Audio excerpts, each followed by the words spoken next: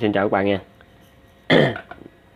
Thì hôm nay mình làm video mình sẽ nhận của một em gửi đóng cái cell pin cho cái máy khoan pin hiệu là Century các bạn. Sử dụng điện áp 12V 1.5Ah. Thì các bạn thấy số series trên màn hình nha các bạn ha. Thì cái con này chắc cũng là có hai khi mà bạn ấy mua thì nó sẽ kèm theo một cục pin dự phòng nha. Thì một máy vậy là 2 cục pin. Thì pin này hiện tại giờ là bạn ấy nói mình là mình sạc pin thì xài khoảng một lúc là nó sẽ hết pin, có nghĩa là pin này là không còn có cầm cái điện dung, không còn cầm điện nữa các bạn nha. Rồi mình sẽ tháo ra, mình sẽ đóng pin cho bạn ấy. Thì ở đây nó có 3 cái gài, cái này là không ốc nha các bạn. Các bạn nhìn kỹ là cái đít đáy không ốc, vậy là nó chỉ sử dụng cái để gài thôi. Đây một cái nè, đây chỗ này một cái nè các bạn nha, và chỗ này một cái là 3 cái đó. Rồi bây giờ mình sẽ tháo ra, mình sẽ kiểm tra và đóng pin cho các bạn ha.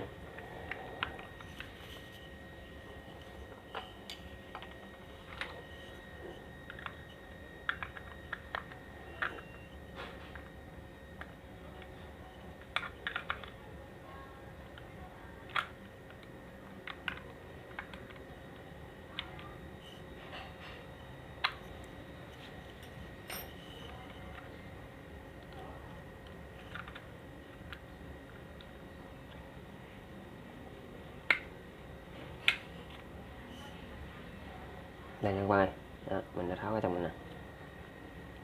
Thì ở đây có 3 cái để gài. Rồi, ok.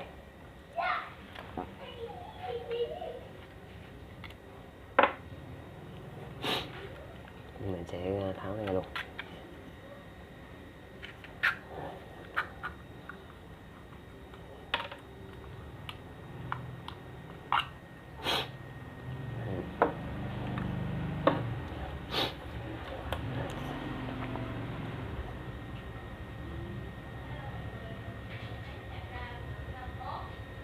Đây bạn, cái mặt pin các bạn nha. Đó. Thì cái chỗ này là chỗ cái dắt đây, cái này đây. Các bạn thấy không? Chỗ này là cái dắt sạc này nha.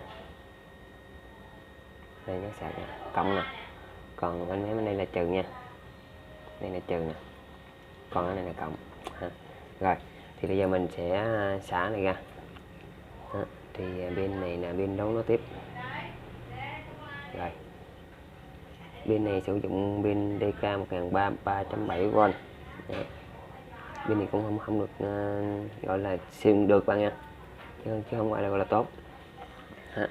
Thì chỉ là sử dụng được thôi, cái dung lượng có 1300 thôi.